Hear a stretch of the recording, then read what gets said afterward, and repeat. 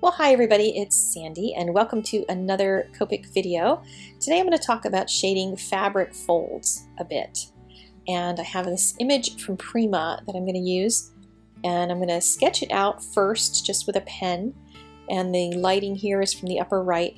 Some of you may find that sketching it out with a pen is going to be easier at first, and you can put a cheat sheet like this into your stamp storage wherever you keep your stamps, and use it over and over and over again as you pull that stamp out. Sometimes it's easier to think about the shading separately from the coloring or how your markers are blending or which colors you're choosing. So I'm just going to sketch this out. This will be on my blog, so you can go and look at it in still life form instead of motion here on the video and be able to get the stamp and follow along. I wanted to add a circular shadow underneath of her dress where that light is going to go along that line. It's going to be kind of a rounded shape. And then there's going to be some secondary shadows, and you'll see how those play out when I get the Copic markers out. So I also wanted to show you the lighting from the upper left, in case you're that kind of person. I tend to tell people to pick a direction, you know, whether you like the left or the right, and almost always go for that. You know, I mean, you can challenge yourself to try something different, but it's easier to learn when you're consistently thinking about the light coming from one place. So I'm adding my shadows in the spots where the lines are, but I'm trying to figure out which parts are going to pull to the front. That center section is going to be out to the front, so I want shadow on both sides of it. And then each one of those billowing curves of fabric, I want to shade them behind so that they, you know, just so that it starts to end up looking like it's got some dimension movement to it. And again, I've got the curved shadow with her toes peeking out and some secondary shadows that'll just add some interest to those big empty folds. I'm going to zoom through the skin tone coloring. I've done other skin tone videos, so I just wanted to show you basically on these feet that if you put the shadows in and then let just that light hit the side of her foot, it's going to look like her toe is sticking out from under that dress really nicely. So I'll zoom through her hair as well. I'm going to use 3 tones on this, and the darks on almost any hair image are going to be behind the head and behind the neck, and that's where your deepest, darkest shadows are going to be. And then I want to make a lot of the mid-tone colors and blend that out with my lights and give her some nice hair. The dress, I decided to go with a YG13 as the base color to it. And I'm not worried about making it all smooth at first because I'm going to add a lot of color layers to it, as you probably know I like to do if you follow my videos. And I'm using a G19 for the shading and the deepest shadows. There's not a really good YG dark color, so I stepped over 1 on the color wheel to the G's to find something that would work. This is not perfect, but the greens are always a challenge for me.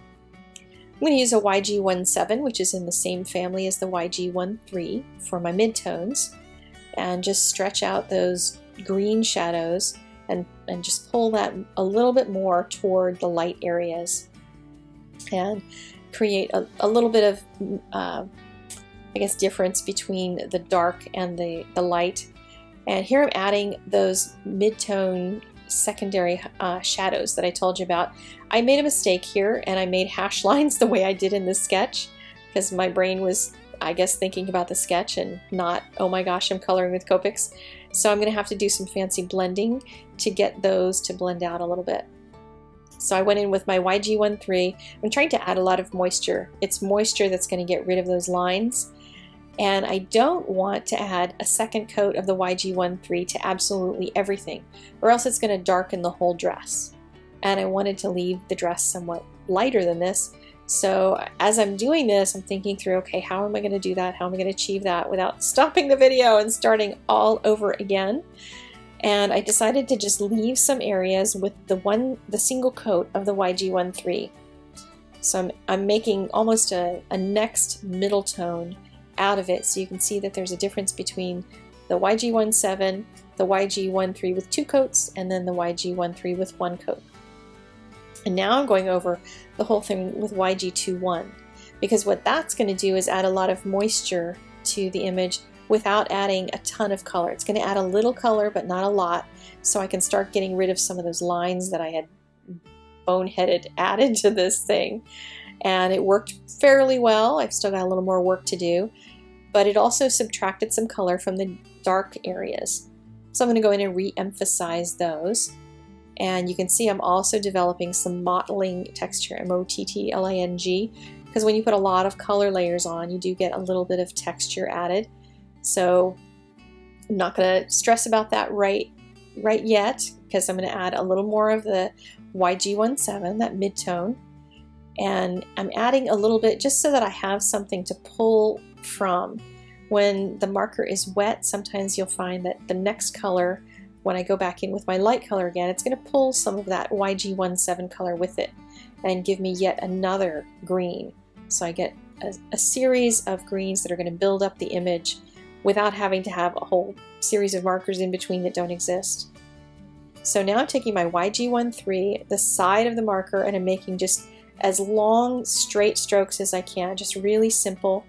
And I don't want to just go back and forth a ton on it because I'll increase the mottling. But if I go over it just really lightly with one quick stroke, it can end up just getting rid of that mottling and just cover in that last step. So that is done. And now I'm going to do the top of the dress and the gloves and stuff real quickly. I'm following the stamp lines because she has those little pleats drawn in, so I'm going to add shadowing around there, and then on the left side, since the upper right is where the light's coming from, and then blend that out with my medium and then my light color. I decided to give her a dark green sash and dark green gloves because even though she probably would be wearing white gloves with this, I would never wear white gloves ever because I would get dirty too fast. I'm like a little kid that way. So I decided to give her dark green gloves and shade them with a dark gray color, and then blended them out with the green again. And that green pulls the color from the dress into her sash and gloves and just makes it all coordinate. So this is the finished image, and again, the sketches will be on my blog, so you can have the sketches of where the light goes, the light and shadow, and all the supplies will be linked there as well as in the description down below. And here are a couple other Copic videos if you want to go see something else that I have done. I invite you to subscribe and like the video. In the next couple weeks, I have some really fantastic stuff to share, so I would highly recommend, if you're a Copic person, that you definitely subscribe because you're going to want to get these videos as soon as possible. All right, talk to you guys later. Bye-bye.